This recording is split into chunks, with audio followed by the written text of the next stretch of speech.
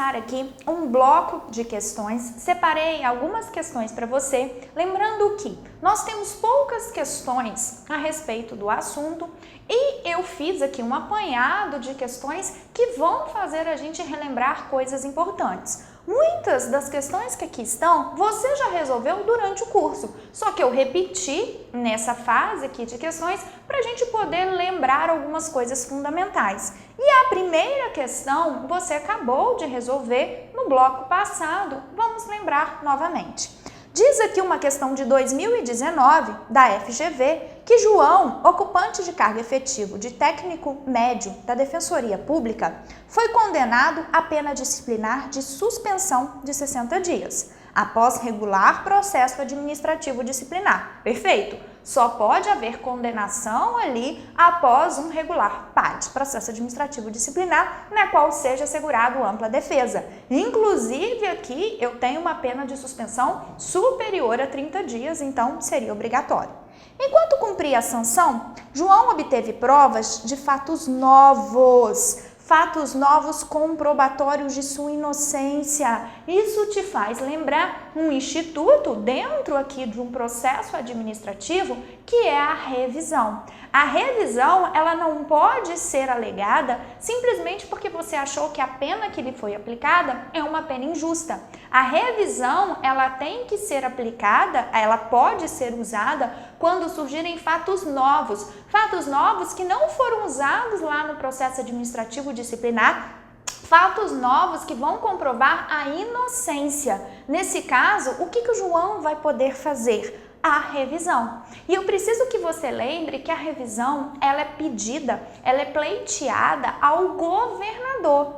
E o governador, se aceitar o pedido de revisão, vai mandar esse processo de revisão para uma comissão revisora que irá ter um prazo para concluir. Qual que é o prazo que a comissão revisora tem para concluir? Nós temos ali 90 dias, podendo ser prorrogado por mais 30, só que essa prorrogação é a critério ali, a juízo daquele secretário de Estado de Administração. Depois disso, o governador irá julgar ali nos 30 dias. Então, a questão já indicou para você que quer ali falar sobre a revisão. Vamos ver as alternativas. No caso em tela, de acordo com o estatuto, João deverá a. Requerer a revisão do PAD e a comissão revisora concluirá o encargo, o trabalho, no prazo de 90 dias, prorrogável por mais 30. Perfeito, redondinho com a letra do estatuto. Vamos tentar excluir as demais. Recorrer no PAD, não tem como eu recorrer. Se já foi aplicada a pena, já acabaram as possibilidades de recurso. Então, não.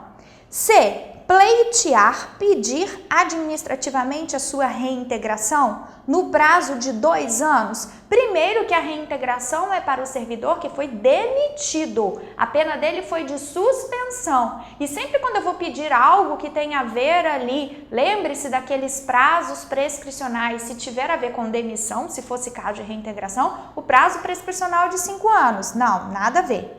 Requerer judicialmente sua reintegração não é caso de reintegração, ele foi suspenso, pois restou preclusa a via administrativa. O que é preclusa? Quando não tenho mais meios para discutir aquele assunto na via administrativa, não está preclusa coisa nenhuma não. Eu ainda posso lançar mão da revisão. Errado.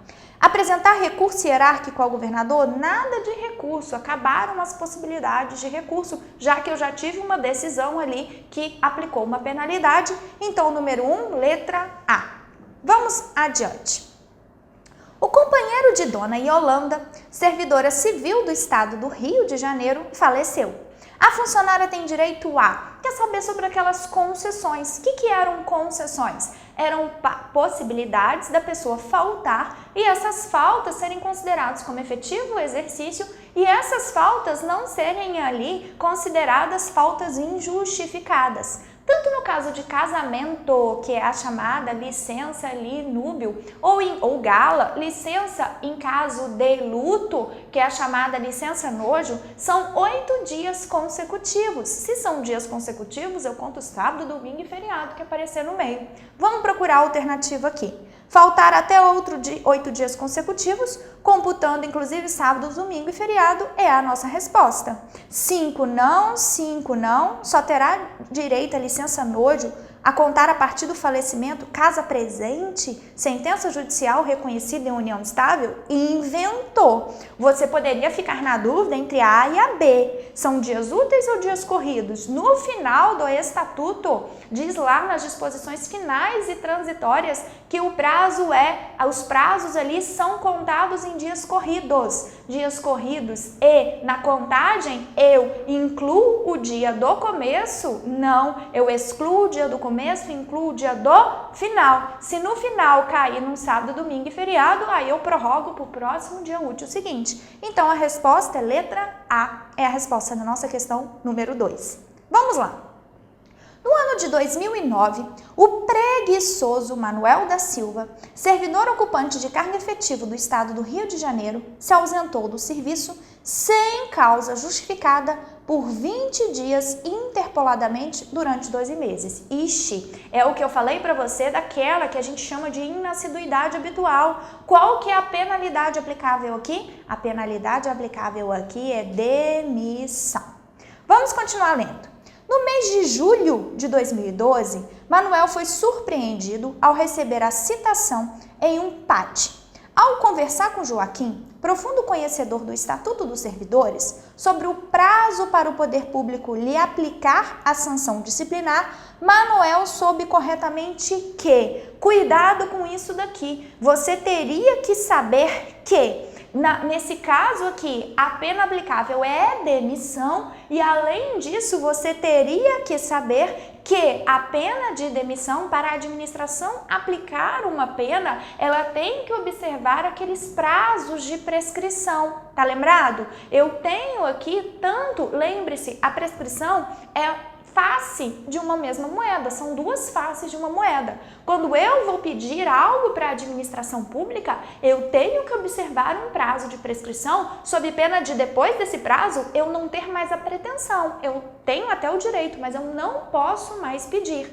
E a depender do que eu estou pedindo, o prazo pode ser de 5 anos ou de 120 dias. Mesma coisa, a administração, para vir a me punir, para vir a exercer o direito de me aplicar uma sanção, ela tem que observar o prazo de prescrição, que pode ser ali de 5 anos, pode ser de 2 anos. No caso da demissão, é o maior prazo de prescrição, que é de 5 anos. Mas lembrando, muito importante, pode acontecer da minha infração administrativa também ser crime. Se for crime também, eu não aplico ali a pena de a prescrição de 5 anos. Eu aplico os prazos de prescrição que são regulados lá no direito penal para os crimes. Então vamos procurar a alternativa aqui.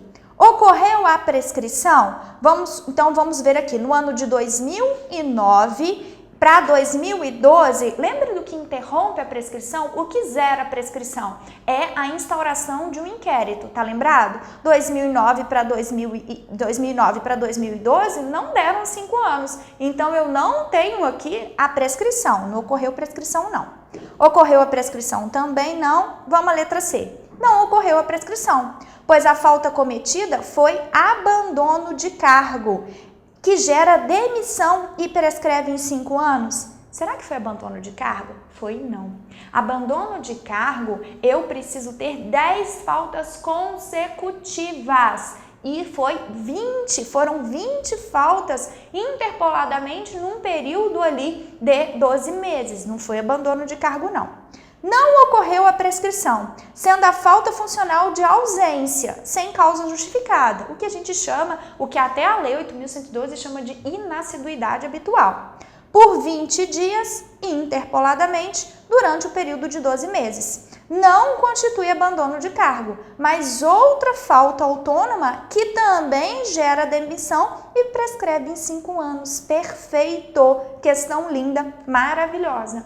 Vamos aqui tentar achar o erro da alternativa E. Não ocorreu a prescrição? Sim, sendo que a falta funcional de ausência sem causa justificada por 20 dias interpoladamente durante o período de 12 meses, não constitui abandono de cargo. Mas outra falta autônoma que gera suspensão, não. Outra falta autônoma que gera, sim, demissão, e a demissão prescreve em 5 anos. Questão muito boa para você revisar.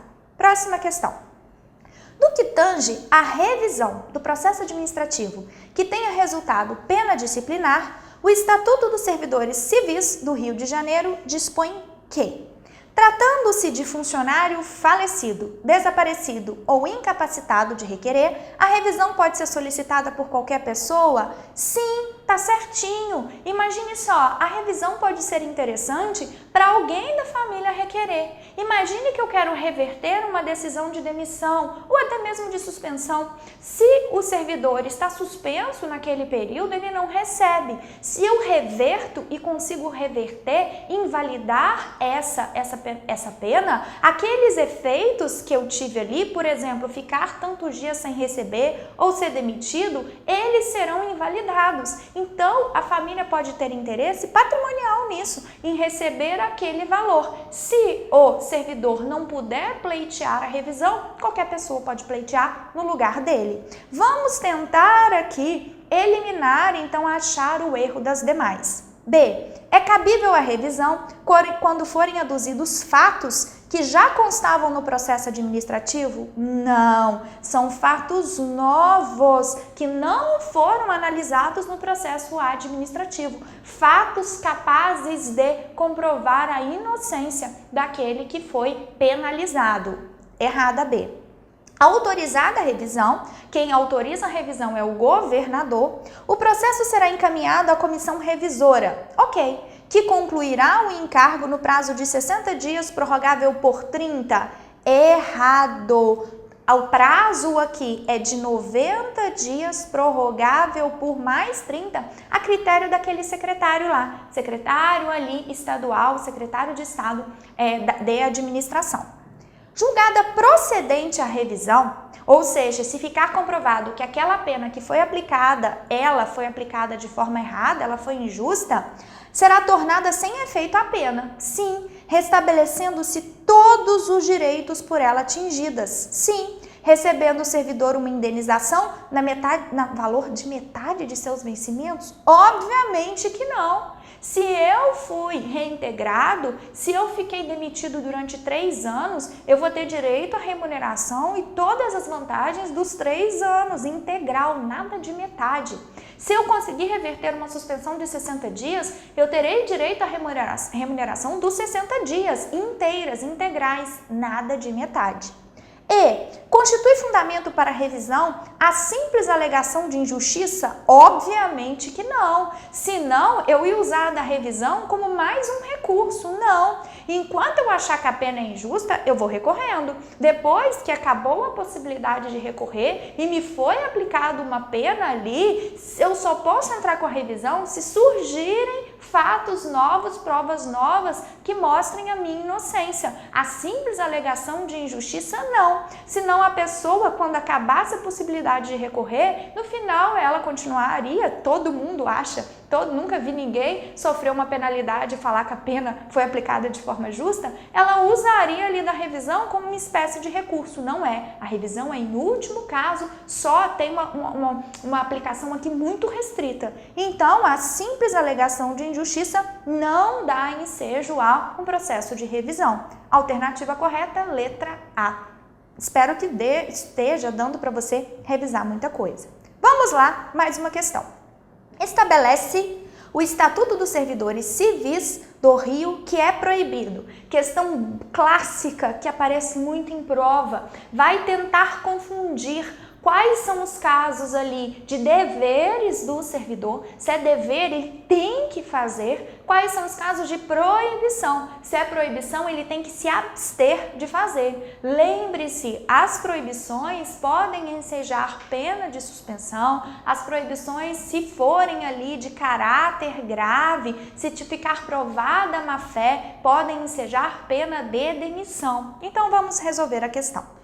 Coagir ou aliciar subordinados com objetivo de natureza partidário exceto se filiados ao mesmo partido político? Claro que não. Você não pode coagir, aliciar ninguém para nenhum partido político, ainda que seja o seu partido político. Não, errado. Já vi questão falar, é proibido convidar alguém para um partido, para um sindicato? Convidar, não é proibido. O que é proibido é coagir, aliciar ali. Então, está errado. Você pode criticar em trabalho assinado as autoridades e atos da administração pública sob o ponto de vista doutrinário? Você pode.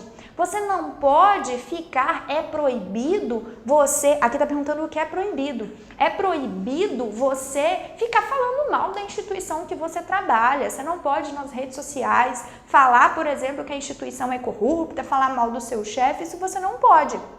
Mas você pode em um trabalho assinado. É de suma importância esse assinado, já que a Constituição, ela veda o anonimato. Por que será que ela veda o anonimato? Porque se por um acaso você tem liberdade de expressão, mas a sua liberdade de expressão, ela não tira o direito do outro de se sentir ofendido e querer ali uma indenização por isso. Por isso que tem que ser um trabalho assinado de cunho aqui científico. Imagine só, você trabalha ali numa instituição pública, você não pode ficar falando, sujando o nome da instituição pública.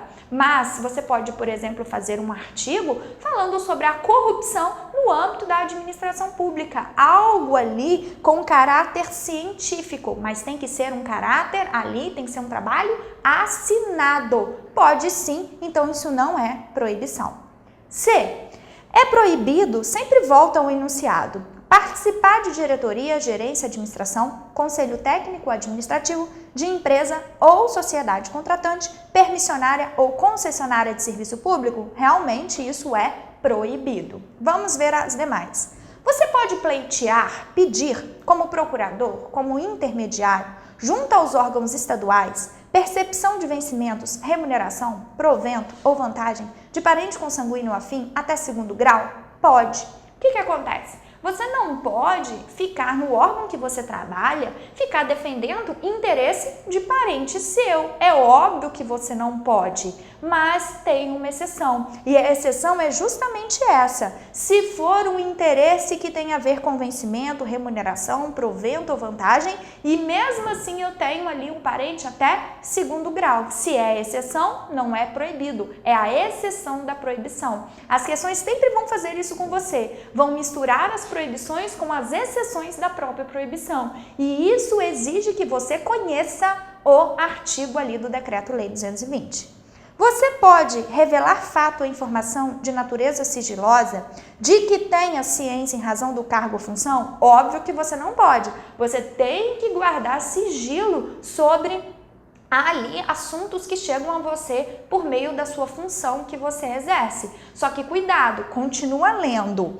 Quando prestar depoimento em processo administrativo, sendo autorizado, contudo, nos casos que depuser em processo judicial?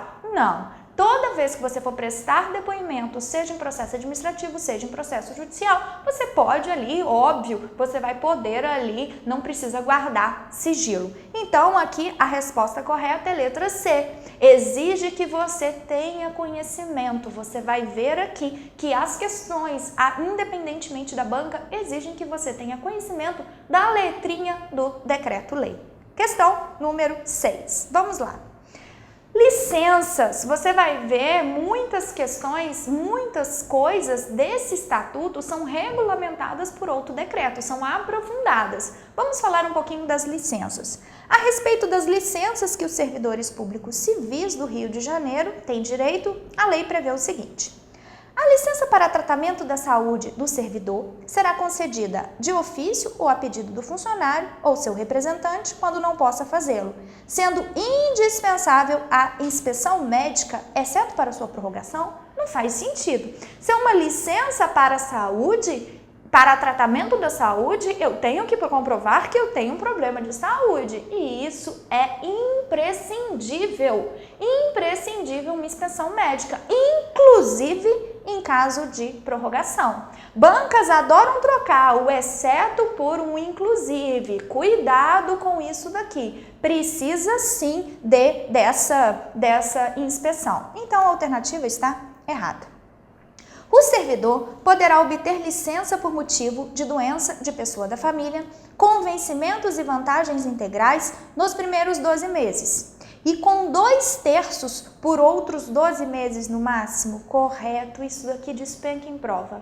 Sobre aqui o tempo da licença e se é remunerado ou não. A licença para cuidar de pessoa da família, ela pode se dar com remuneração integral ou não. Nos primeiros 12 meses você recebe integralmente. Nos 12 meses seguintes recebe apenas ali 2/3. Então, resposta correta. Vamos aqui ver o erro das demais.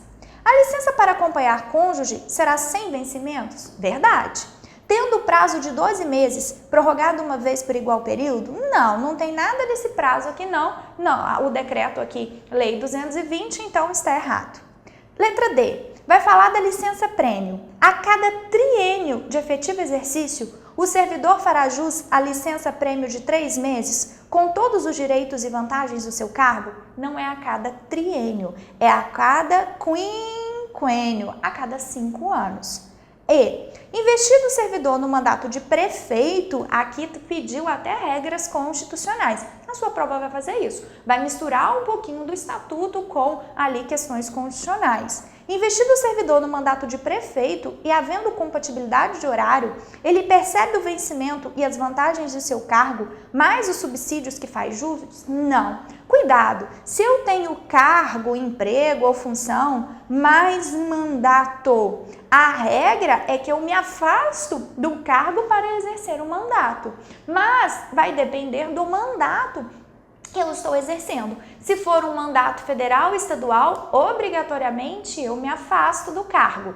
Se for um mandato de prefeito, eu me afasto do cargo, mas me dá a opção de optar pela remuneração. O único que eu posso exercer os dois é se for um mandato de vereador. E mesmo assim, para eu exercer os dois, trabalhar nos dois e ganhar pelos dois, tem que ter compatibilidade de horários. Se não houver compatibilidade de horários, eu me afasto do meu cargo, mas eu posso optar pela remuneração. Então, o erro aqui está falando que o prefeito, havendo compatibilidade de horários, pode acumular. Prefeito não acumula nunca. A única coisa que pode lhe ser dada a oportunidade é de optar pela remuneração.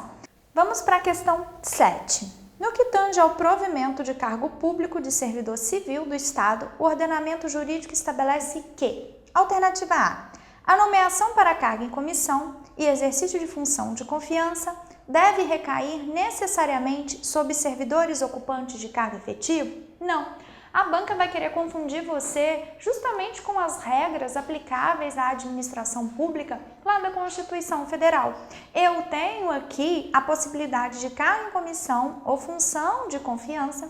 Ambas se prestam ali para atribuições de direção, chefia e assessoramento. Eu não preciso fazer um concurso público para exercer ou um cargo em comissão, uma função de confiança. Cargo ali em comissão é livre nomeação, na função de confiança eu sou designado. A diferença é que função de confiança é só para quem já está lá dentro, só para servidor efetivo, diferente do cargo em comissão, em que a lei irá reservar um percentual mínimo a ser ali ocupado por já servidores efetivos e o fora ali eu posso pegar gente que não tem vínculo com a administração pública. Lembrando que a alternativa A colocou todo mundo no mesmo pacote. Não, você precisa diferenciar cargo em comissão de função de confiança.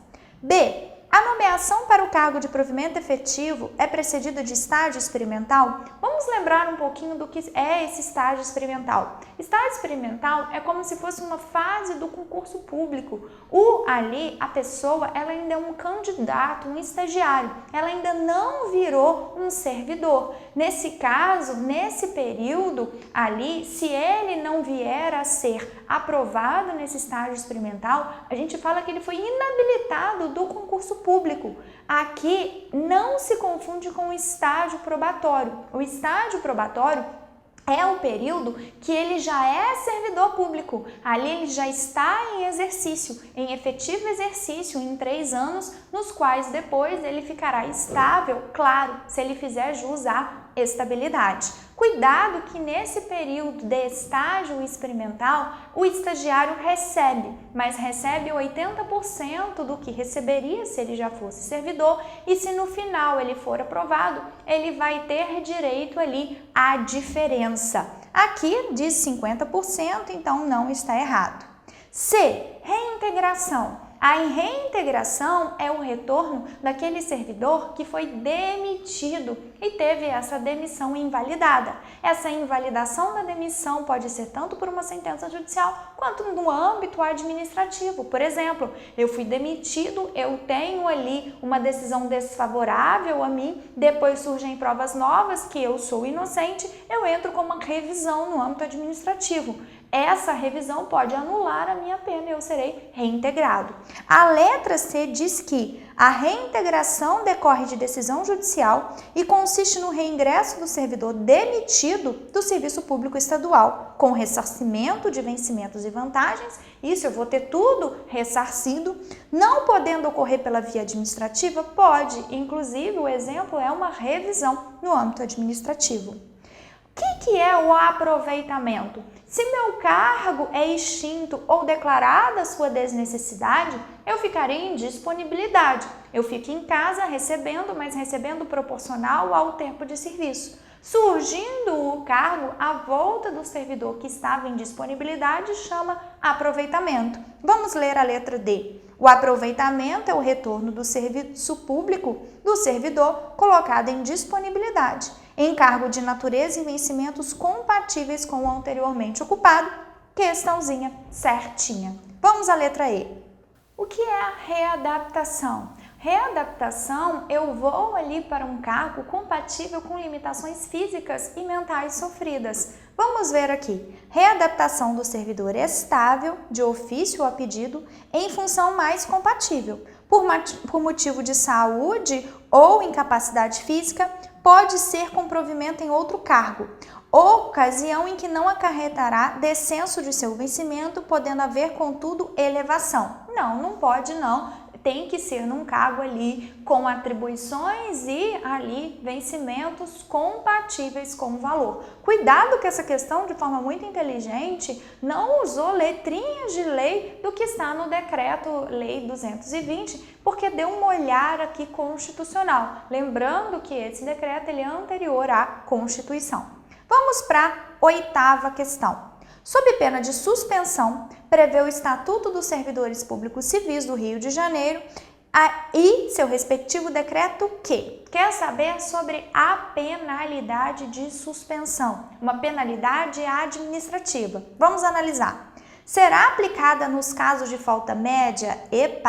Nos casos de falta grave. Eu lembro que eu disse que isso poderia ser ali pegadinha de prova. Também é aplicada na reincidência de falta já punida com repreensão, correto, e diz respeito às proibições que pela sua natureza não ensejam demissão, correto, o probleminha aqui é falta média não, falta grave. Qual que é o prazo máximo da suspensão?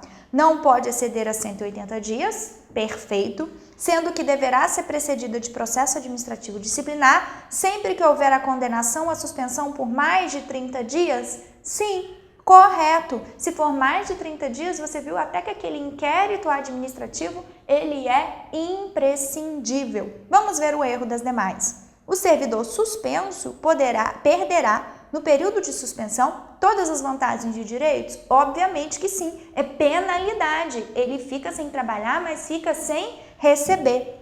Exceto para fins de aposentadoria? Não, ele perde todas as vantagens, inclusive para aposentadoria e promoções. Quando houver conveniência ali para o serviço público, a administração pode converter essa suspensão em pena de multa. Multa à base de 50%. O servidor fica obrigado a trabalhar o período integral, só que ele só vai receber metade do período. Ele vai ter ali descontado 50% da remuneração do dia, correspondente a todo o período da suspensão. A alternativa D fala: quando houver conveniência para o serviço, a pena de suspensão poderá ser convertida em multa na base de 75% de dia de vencimento? Não, na base de 50%. Alternativa E. Enquanto houver conveniência para o serviço, poderá o superior hierárquico converter a pena de suspensão em pena de multa. Sim, que consiste na metade de remuneração por um mês? Não é por um mês, é por dia. Se eu fiquei suspenso por 30 dias, aí sim eu vou receber metade do que eu teria por dia trabalhando 30 dias. Mas se eu fiquei suspenso por 5 dias, a suspensão é de 1 a 180, eu vou receber metade dos 5 dias que eu tenho que trabalhar, mas não recebo o integral. Então esse por um mês está errado, porque usou ali um período fixo. Não é o que corresponde ao que está no seu estatuto. Fizemos aqui 8 questões e no próximo bloco a gente continua com mais questões. Tchau!